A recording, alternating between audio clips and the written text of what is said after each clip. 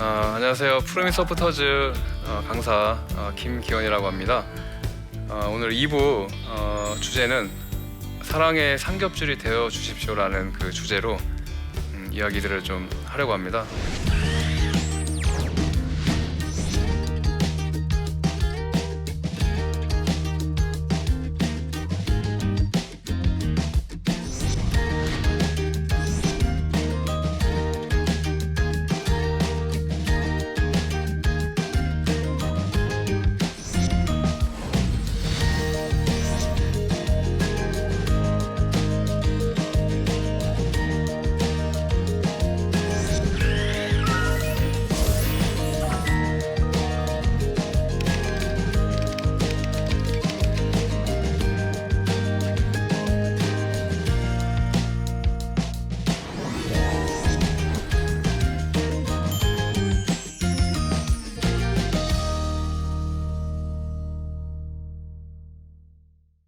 제가 지금 소년원에서요 좀 문제가 있는 아이들이 있어요. 그곳에서도 좀 적응을 못하고 좀 규칙을 어기고 또 선생님들의 좀 지시를 따르지 않고 여러 가지 좀 부적응한 아이들이 이제 소년원에 있거든요. 근데 그 아이들이 사실 전국을 다 다녀요. 이 한 곳의 소년원에서 말썽을 피면 우리 학교에서 이제 전학을 보내고 이러듯이 또 이제 다른 소년을 보내고 하면서 전국을 다 이렇게 돌았던 친구들도 있어요. 이제 그런 친구들이 이제 저희 서포터즈들, 푸르미 서포터즈들이 이제 특별히 이제 결연을 맺고 이제 상담을 하고 만나고 있는데 그 아이들의 좀 이야기를 좀 다뤄보도록 하겠습니다. 그 좀 사진을 좀 띄워주시면요. 예, 저는 이제 지금 현재 소년원에서 신앙수련회를 하고 있는 모습입니다. 저기 안에서 아이들이 많은 은혜를 받고 또 변화가 되고 또 저같이 그곳에서 세례 받는 아이들도 있고 또 이제 봉사하시는데 선생님들을 통해서 많은 이제 그런 이제 복음을 전해받고 있는데요. 특별히 제가 이제 맡고 있는 아이들은 법무부에서도 특별 관리 이제 집중 대상인 아이들이죠. 그 아이들을 이제 만나서 제가 이야기를 이렇게 나눠 보면 대부분은 자기가 잘못을 하고 소년원에 왔지만 그 잘못을 인정을 하지 않아요. 그리고 본인 마음 속에는 그 잘못 인정하는 마음이 있겠지만 겉으로 표현은 절대 안 합니다. 아이들이. 왜? 그만큼 그 불만이, 사회에 대한 불만이나 또 불신, 또 사회생활을 또 아이들이 밖에서 이렇게 하면서 다 속은 거죠. 어른들한테. 그런 게 내재되어 있다 보니까 아이들이 절대 문을 안 열어요. 그래서 이 아이들이 본질적으로 이제 바뀌기 위해서는 사실 성찰의 좀 삶이 좀 필요한 것 같아요. 근데 그 성찰이라는 그 삶이 그냥 우리가 세상적으로 말하는 성찰이 아니라 하나님 안에서의 그 성찰이 필요한 거거든요. 그러면 그 하나님 안에서의 성찰은 결국 회개입니다. 근데 이 아이들이 절대 자기 잘못에 대해서 인정 안 하고 너 왜 이곳에 왜 들어왔냐? 그러면 뭐 친구 때문에 들어왔습니다. 뭐 재수 없어서 들어왔습니다. 운이 없어서 들어왔습니다. 거의 그런 좀 변명조가 많아요. 근데 기독교 집회를 하는 아이들은 그런 것들이 다 무너져 내리는 거예요. 자기 죄를 회개하고 또 자기가 죄인이라는 것을 고백을 하는 거예요. 그 법을 어기고 들어왔던 이 아이들이 소년원 그 예배를 통해서 아이들이 그렇게 이제 변하는 걸 보면서 역시 하나님께서 하시는 일은 뭔가 사람의 일이 사람이 상상을 할 수가 없고 예측을 할 수가 없구나 그런 거예요. 그 안에서는 아이들이 온순한 양 같아요. 목사님 말씀하시면 또 우리 교과 이렇게 공과 선생님들이 말씀하시는 것들을 그냥 다 이렇게 그대로 받아들여요. 양같이. 그래서 참 그거 보면 신기하고 그렇지만 아이들이 또 생활 안으로 또 이제 생활관에 이제 소년원 생활관에 들어가면 또 예전 습관이 또 나오는 아이들이 또 있어요. 그렇지만 또 교회 오면 또 바뀌고. 그래서 제가 그 아이들한테 늘 하는 얘기는 많은 것을 하려고 하지 마라. 너 때문에 피해를 입은 그런 사람들을 위해서 네가 미안한 마음으로 살고 정말 열심히 산다면 너는 그것이 성공한 것이다라고 제가 늘 말을 많이 해주거든요. 근데 아이들이 이제 이해를 잘 못하죠. 그것을. 그렇지만 기독교 집회에서 복음을 받아들이는 아이들은 확실히 복음을 듣지 않은 아이들하고는 다른 거예요. 그런 이야기들을 속속들이 이해를 하는 거예요. 그래서 제가 그 아이들에게 그런 이야기를 해주고 이제 특별 멘토로서 아이들한테 여러 가지 이렇게 조언도 해주고 또 이해해주고. 좀 사진을 잠깐 좀 넘겨주시겠습니까? 예. 지금 저 아이들이요. 지금 이제 여기 소년원 원장님도 계시고 담임 선생님도 계시고 일반 상담 선생님도 계시고 또 특별 또 결혼제 제가 또 가서 같이 이렇게 아이들을 해주고 있는데도 아이들이 잘 안 변하는 거예요. 쉽게 그렇게 터놓지 못하는 거죠. 그렇지만 제가 이제 그 아이들한테 많이 만나보고 얘기를 해보면 아이들 마음속에 그 굶주림이 크더라고요. 또 제가 그랬던 것처럼 뭔가 이렇게 아이들을 건드리면 폭발할 것 같다는 그 느낌이 들지만 속은 상당히 여리더라고요. 아이들이. 저도 마찬가지였고. 그래서 제가 그 아이들한테 그 본질적인 것을 바뀌려면 하나님의 말씀이 들어가야 된다. 그렇지 않고서는 사람이 절대 변할 수가 없다는 것을 제가 몸소 깨닫고 또 저를 통해서도 깨달은 거죠. 그래서 그 아이들한테 저는 오히려 말씀을 전합니다. 그 다음에 기독교 집회를 오지 않는 아이들이라면 다시 오라고 권면을 하고 그래야 너가 바뀔 수가 있다라고 저는 그렇게 얘기합니다. 아무리 구조적인 그런 환경이나 그 시스템이 갖춰져 있다고 해서 사람이 변하는 건 절대 아닙니다. 소년원의 시설이 아무리 좋고 정말 여러 가지 환경 조건이 다 갖춰졌다고 해도 그건 사람이 변하는 거는 별개의 문제입니다. 그 본질적인 그 하나님 말씀이 들어가야지 그것이 들어가지 않고는 아이들이 절대 변할 수가 없습니다. 저기 있는 그 친구들도 사실 저하고 멘토를 하면서도 여러 좀 어려움이 있었지만 지금은 저 친구는 대학교에 합격을 해서 이제 사회 복귀를 앞두고 있고요. 또 한 친구는 지금 소년원에서 거의 한 36개월 이상을 살았어요. 원래 거기서 한 14개월, 15개월이면 나가야 되는데 그렇지만 지금 또 열심히 또 하려고 하고 있고요. 뭐 저뿐만 아니라 또 다른 분들이 또 그렇게 관심을 또 갖고 있고 그렇게 해서 지금 또 많이 지금 변하고 있습니다. 그래서 이 아이들한테 가장 중요한 거는 저는 저 같습니다. 들어주고 믿어주고 기다려주고 이해해주고 공감해주고 저것을 통틀어서 저는 공감이라고 생각하거든요. 제가 생각하는 그 공감의 정의는 저렇습니다. 그래서 이 아이들은 이미 법을 어기고 오고 여러 훈계 그런 것들을 많이 들었거든요. 절대 이 아이들한테 무슨 뭐 법을 이야기해주고 뭐 이렇게 해서 규칙을 얘기해주면 절대 안 듣습니다. 일단은 들어줘야 됩니다. 공감을 해줘야 됩니다. 그래야 아이들이 변하더라고요. 저도 마찬가지였거든요. 누구나 다 사람은 마찬가지 않습니까? 근데 저 아이들은 특히나 아이들 그렇습니다. 그래서 제가 1차적으로 아이들한테 해주는 건 공감이고 그 후에 아이들이 받아들이면 말씀을 전하고 성찰의 삶을 살고 성찰의 삶은 하나님과의 만남이라고 제가 정의를 이제 하거든요. 그래서 아이들이 그렇게 해서 신앙생활이나 또 이런 복음을 받아들이면서 정말 많은 그런 변화가 있습니다. 제가 전국 최초로 소년원 출원생들 그 사회정착기관이 예스센터라고 해서 법무부에서 또 한국소년보호협회에서 같이 이렇게 설립을 했습니다.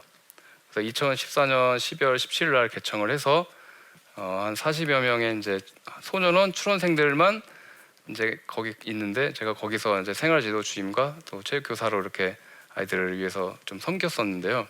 근데 그곳에서 이제 아이들과 이제 함께 이제 지내면서 24시간 아이들과 지냈습니다.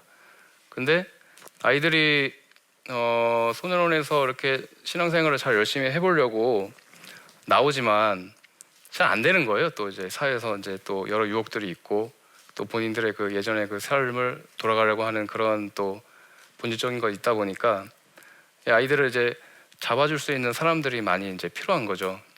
또 아이들이 사회에 나가서 가장 어려움에 처하는 건 아까 제가 잠깐 서두에 말씀드렸듯이 밖에 나가서 가 있을 곳이 좀 마땅치가 않은 거예요.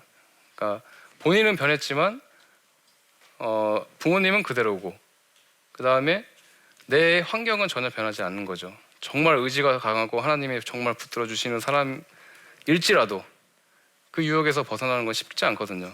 내가 하고 싶은 대로 마음껏 그렇게 어렸을 때부터 살던 사람이 갑자기 누군가 이렇게 훈계를 해서 듣는 건 절대 아니거든요. 그러니까 이 아이들이 잠시 이렇게 좀 은혜를 받고 믿음 생활을 소년원에서 했지만 나가면 잘 안 되는 거죠. 그래서 예센터가 그런 역할을 하기 위해서 지금 현재도 이제 운영이 되고 있고, 또 아이들을 이렇게 지금 직업교육과 또 인성교육과 또 여러 가지 훈련을 통해서 아이들을 지금 이렇게 보호하고 있습니다. 저런 좀 시설들이 저는 개인적으로 좀 많이 나와야 된다고 생각합니다. 뭐 국가에서도 하지만 교회에서도 할 수 있으면 더 좋고, 그래서 아이들을 본질적으로 말씀으로 좀 이렇게 양육할 수 있는 그런 것들이, 또 그런 시설들이 좀 많이 생겨야 된다고 이제 생각을 하고요. 네. 제가 이제 또 하나 예를 들고, 저 친구가 이제 소년원에서 제가 가르쳤던 친구입니다. 지금 현재 소년원 안에서 사진 영상을 배워서 지금 현재 여주대학교에 다니고 또 졸업 예비생인데요. 같이 또 푸르미 서포터즈에도 같이 참여하고 있고, 또 교회에서도 같이 예배 드리고 그렇게 지금 같이 신앙생활을 하고 있는데요. 제가 헬스 트레이너로 같이 이렇게 좀 일을 할 때 이 친구가 또 저희 또 헬스장 와서 같이 운동도 하고 또 그렇게 하고 있는데, 저런 친구들이 많이 나오는 거죠. 저 친구도 거기 안에서 복음을 받아들이지 않았다면 사실 예전에 그 삶으로 다시 돌아갈 수도 있었지만, 저렇게 다시 열심히 좀 살려고 노력을 하고 있고, 또 자기 후배들을 위해서 또 사랑을 다시 나눠주고, 사랑은 흘러가는 것이라고 생각합니다. 그래서 내가 받은 걸 다시 주변에 있는 사람한테 흘러주고 또 보내주고 베풀어주고, 근데 제가 또 받았던 사랑을 저 친구한테 줬지만 저 친구도 그대로 또 하더라고요. 그래서 지금 이제 소년원에서 이제 저런 일들이 많이 일어나고 있고요. 그 다음에 좀 푸르미 서포터즈에 대해서 좀 간략하게 제가 좀 이야기해드리겠습니다. 네, 저기 보면 이제 제가 이제 상처 입은 치유자라 했는데요. 좀 그 말이 참 많이 맞는 것 같습니다. 다들 상처가 큰 사람들이에요. 저 중에는 뭐 폭력으로 예전에 소년에 갔던 사람도 있고, 절도도 있고, 뭐 여러 가지 다양한 그런 비행명들이 있거든요. 근데 저런 사람들이 80명이 모였어요.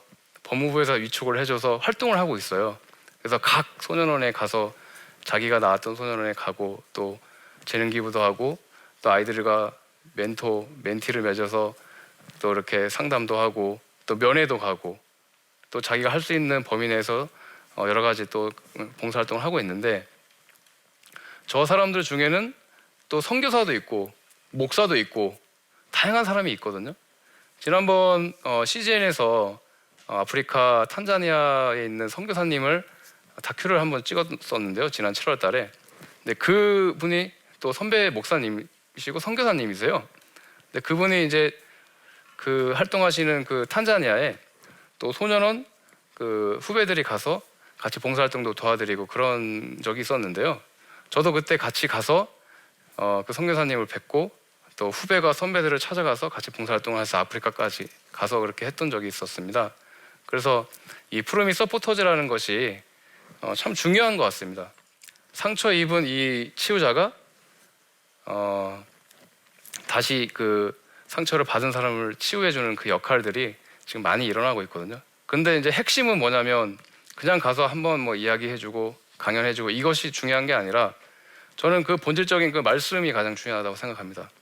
아이들이 그 말씀에 입각해서 변화되어지지 않으면 일시적으로 그냥 잠시 돌이켰다가 돌아갈 확률이 높습니다. 그러나 그 말씀의 은혜를 받은 사람은 받은 은혜가 크고 또 감사하기 때문에 예전 삶에 돌아가려고 해도 그 받은 은혜를 생각하고 다시 돌아가거든요. 그렇지만 그렇지 않은 사람들은 좀 한계가 있더라고요. 그래서 저는 그 아이들이 말씀으로 인해서 가장 변화되어져야 된다는 생각을 늘 갖고 있는 것입니다. 지금 현재 같이 봉사하고 있는 봉사자들, 그다음에 중간에 계시는 앉아 계신 분이 제 옆에 있는 분이 목사님이세요. 38년 동안 겨자리 선교회를 또 이끌고 계시고 그곳에서 계속 복음을 전하시고 말씀을 전하시는 목사님이시고 또 저에겐 또 영적인 또 아버지이십니다. 저분들이 같이 또 저렇게 지금 활동을 하고 계시고요. 다음으로 또 넘어가시면 이제 프로미스 서포터즈의 이제 활동들입니다. 저희들이 소년원에 가서 모금 활동도 하고 모금 전달도 하고 또 여러 가지 좀 그런 후배들을 위해서 또 힘을 좀 주기 위해서 같이 저렇게 활동을 하고 있는데요. 저기에는 또 예전에 60대 나이 어르신도 있고 50대도 있고 40대, 30대, 20대, 10대들이 다 있어요. 그렇지만 저는 그런 다양한 연령대가 있어야 된다고 생각합니다. 각 계층의 세대들이 다 있어야 아이들이 보고 배울 수가 있거든요. 근데 10대 아이들한테 60대 분이 가서 또 얘기할 수 있는 게 한계가 있고요. 또 10대 아이들한테는 또 20대 형이 또 맞고요. 또 20대한테는 30대 그 거쳐가는 형들이 맞고요. 저는 그렇다고 보거든요. 그래서 그것이 뭐 꼭 나이를 떠나서 흘러갈 수 있는 그런 그 은혜들은 이 바로 위에 선배가 제일 무섭다고 바로 위에 선배들이 이제 해주면 되거든요. 또 저희는 그 위에 선배들을 또 따라가고 그래서 지금 서포터즈들은 열심히 지금 활동을 하고 있습니다. 아프리카 그 탄자니아에 계시는 그 선교사님이신데요. 이제 저분이 한 20년 전에 소년원에 있다가 아무것도 할 수 있는 것이 없었습니다. 중학교 졸업도 못했던 분인데 간호사 되시는 사모님을 만나서 여러 우여곡절 끝에 아프리카로 가셨고 10년 전부터 아프리카 탄자니아 잔지바르라는 섬에서 선교 활동을 하고 계십니다. 그래서 저희 소년원 이 후배들이 10명이 아프리카로 가서 그렇게 아이들을 봉사를 하고 선교사님을 만나고 이렇게 배회하는 그런 일정을 이제 작년에 가졌었는데요. 참 신기하고 놀랍더라고요. 어떻게 이렇게 소년원 안에서 이런 일들이 일어날 수 있을까? 그런 이제 저의 그 은혜도 많이 받고 또 선교사님도 또 많이 감격해하시고 하는 활동들이 있고 또 추후에 또 아프리카에 갈 예정이 있습니다. 그래서 앞으로 관심도 좀 많이 가져주시고 기도 좀 많이 또 부탁드리겠습니다. 그래서 제가 가장 강조하고 싶은 건 한 사람을 위해서 여러 사람이 사랑의 상급질이 필요한 것 같습니다. 제가 정기순 어머니한테 사랑을 받고 또 소년원 선생님들한테 관심을 받고 또 김원기 목사님이 저를 주변에서 그렇게 해주셨던 것처럼 이 소년원 한 아이들을 위해서 저런 사람들이 많이 필요하거든요. 그래서 여러분들이 그런 역할을 해주시면 정말 감사하고 또 기도로서 또 아니면 다양한 방법으로 또 그래 주변에 좀 널리 알려주셨으면 좋겠고요. 또 여러분들의 또 자녀 중에 누가 또 방황하는 사람이 있다면 또 저런 역할을 해주실 분들이 필요하거든요. 내 조카가 될 수도 있고 그것이 내 자녀가 될 수도 있고 아니면 내 주변에 있는 아이들일 수도 있고 그거는 뭐 누구나 저는 다 해당한다고 생각합니다. 어느 친구들도 다 보면 처음부터 비행 청소년이 되는 게 아닙니다. 이 시대가 점점 그렇게 되어가고 있습니다. 아이들이 마음 둘 곳이 없고 그러다 보니 다른 쪽에 빠지고 그리고 유흥에 빠지고 또 게임에 빠지고 컴퓨터에 빠지고 또 음란에 빠지고 모든 그럴 수밖에 없는 또 시대지 않습니까? 근데 그런 아이들을 방치해두면 다시 소년원으로 올 수밖에 없는 또 그런 아이들이 많이 있거든요. 지금 소년원에 굳이 오지 않더라도 그 위기 청소년들이 상당히 많습니다. 지금 우리나라에 그 아이들을 미리 예방을 하는 역할이 되게 중요하거든요. 소년원 오지 않고 소년원 안에서 아이들을 변화시키는 것도 중요하지만 그것을 예방하는 그 일도 상당히 중요합니다. 그래서 여러분들이 그것을 관심을 가져야 되고 교회가 또 그것을 관심을 가져야 됩니다. 그 다음에 제일 중요한 것은 소년원 아이들이 나가서 교회를 갈 곳이 없습니다. 교회에서 받아주지 않아가지고요. 왜냐? 이미 낙인을 찍혀버렸거든요. 학교로 복학을 해도 학교에서 적응을 못해요. 학교에서 부담스러워하고 그러다 보니 또 겉도는 거예요. 그래서 교회에서도 많이 좀 그런 아이들을 위해서 좀 관심을 갖고 그 아이들을 믿음을 어떻게 지속적으로 이어줄 수 있을지를 좀 많이 좀 고민을 좀 해야 되는 상황인 것 같고요. 또 국가가 하는 일은 또 있지만 또 교회가 하는 일도 저는 더 제일 중요하다고 생각합니다. 그래서 여러분들이 그 아이들에게 관심과 사랑을 좀 많이 가지셨으면 좋겠고요. 제가 사실은 그 신앙수련회 때 아이가 그 편지를 쓴 게 있어요. 하나님께 드리는 편지를. 근데 본인이 이제 죄를 짓고 하나님 앞에 그렇게 회개하는 그런 내용의 이제 그 편지인데, 그런 그 사례들이 많이 있어요. 한글을 모르는 아이가 매일마다 성경을 필사를 하는 아이도 있고요. 그러니까 한글을 알아서 쓰는 게 아니라 그냥 그리는 거죠. 이렇게 성경을 자기가 자는 시간을 줄여가지고.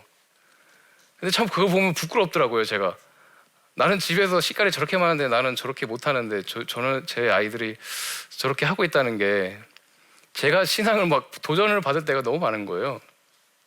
그리고 하나님께 드리는 그 편지를 이렇게 쭉 읽어보면 눈물이 절로 납니다. 어떻게 이런 신앙의 고백이 나오지? 자기가 잘못한 것도 인정을 안 하는 애들이? 그런 게 참 많이 있어요.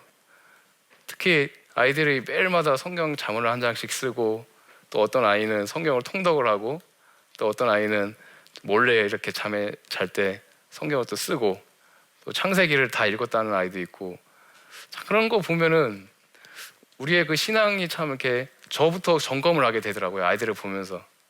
그래서 아이들을 보면서 제가 오히려 더 많이 배우고 더 많이 그렇게 느끼고 있습니다. 여러분들도 좀 소년원 우리 아이들한테 좀 관심을, 또 기도와 또 여러 가지 좀 도울 방법들을 저에게 좀 조언해 주시면 감사하겠습니다.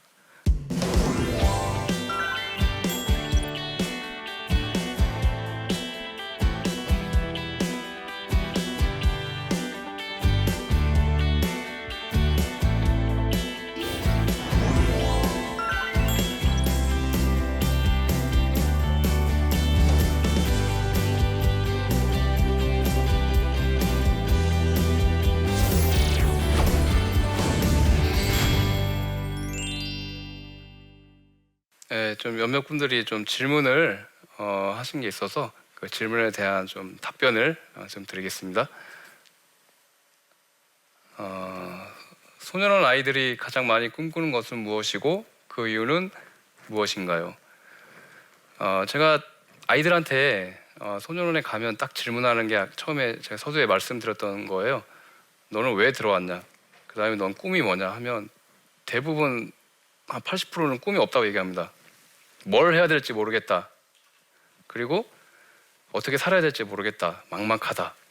그 질문을 제일 많이 하고요. 그 다음이 돈 벌고 싶습니다. 그게 두 번째입니다. 근데 어떻게 돈을 벌어야 할지를 모르는 아이들이 많습니다. 보통은 아이들이 돈이 필요하면 비행을 저질러서 돈을 버는 습관들이 있는 아이들이고, 불법을 해서 하는 것들이 더 익숙한 아이들이거든요. 그냥 규칙적으로 일을 하고 하는 것들을 너무 힘들어합니다. 그래서 그냥 소박합니다. 아이들은 그냥 평범하게 살고 싶습니다. 또 그냥 그렇게 해서 돈 벌고 싶습니다 라고 하는 아이들이 가장 많거든요. 근데 현실적으로 또 아이들이 밖에 나가면 그게 잘 안 되는 거예요. 힘들게 자기가 이렇게 일을 해서 하는 것들이 남들은 쉬워 보이는데 그 아이들은 좀 힘든 거예요. 그래서 잘 적응을 못하고 그냥 가장 쉽게 또 돈을 벌 수 있는 것들의 유혹에 또 빠지는 아이들이 있어요. 그래서 이제 그런 것들이 좀 많이 아쉽고요. 그렇지만 저는 끝까지 얘기를 합니다. 꿈이 거창할 필요 없다. 너가 열심히 살고 또 성찰하는 그 삶을 산다면, 또 네가 남에게 피해를 주는 것들을 미안하게 생각하고 열심히 살면 된다. 저는 늘 그렇게 이야기를 하거든요. 그래서 일단은 아이들이 꿈을 많이 못 갖고 있는 게 가장 안타까워요. 그래서 꿈을 제가 많이 또 심어주고 있고, 또 여러 가지 예전의 삶을 살지 않고 열심히 살 수 있는 방향으로 설계를 많이 해주고 있습니다. 부모에게 반항하고 공격적인 중학생 아들 어떻게 대해야 할까요? 제가 사실 예전에 한번 이런 질문을 받았었어요. 어떤 제가 방송에 한번 나간 적이 있었는데, 어떻게 저에 전화를 하고 본인 딸이 남자친구가 생겼는데 뭐 이렇게 말을 안 듣는데 어떻게 해야 할까요? 뭐 그런 이제 질문을 하셨는데, 아이들 같은 경우는 아까 제가 서두에 말씀드렸듯이 사실 저희가 공감을 해줘야 됩니다. 그러니까 우리가 가르치려고 하면 절대 안 되잖아요. 그러니까 자기 자식 고치는 게 가장 힘들다 그러잖아요. 근데 일반 가정에서도 마찬가지인 것 같아요. 아이들한테 그냥 일단 들어줘야죠. 그 다음에 기다려주고 이해해주고 그러면서 아이들에게 공감을 해주고. 근데 그것이 가장 이제 중요할 것 같거든요. 그러면서 서로 관계가 돼야 아이들한테 뭔가 조언을 해줄 수 있고 한데, 부모님들은 무조건 조언을 많이 하려고 하잖아요. 근데 그 그것부터 먼저 고쳐야 될 거라 저는 생각하고 있습니다. 네. 오늘 이제 강연을 좀 정리해 보면요, 아이들한테 가장 필요한 것들은 사랑의 삼겹줄, 그런 사람들이 필요한 거죠. 그래서 한 아이를 우리들이 그렇게 삼겹줄이 되어주자라는 것이 이제 저에게 하는 저의 그 바람이고요. 보이고 들리고 느껴지는 것은 나에게 하라는 하나님의 명령일 수가 있습니다. 꼭 소년원 아이들이 아니더라도 여러분들이 정말 주변에서 하나님의 그 작은 신음, 아파하는 이들의 작은 신음을 한번 들어보십시오. 그러면 분명히 보이고 들리고 느껴지는 것들이 있을 것입니다. 그것을 여러분은 순종을 하면 되는 것입니다. 저는 소년원 아이들의 그 작은 신음을 저는 듣고 있습니다. 그래서 제가 소년원 아이들한테 그렇게 힘이 되어주고 같이 있어주려고 하는 것이고요. 여러분들도 여러분 주변에 그런 사람이 있다면 꼭 그것을 지나치지 말고 하나님이 하라고 하시는 명령이라고 생각하시고 그렇게 꼭 하나님께 순종하는 삶을 사셨으면 하는 바람입니다. 오늘 강의는 여기까지 마치겠습니다.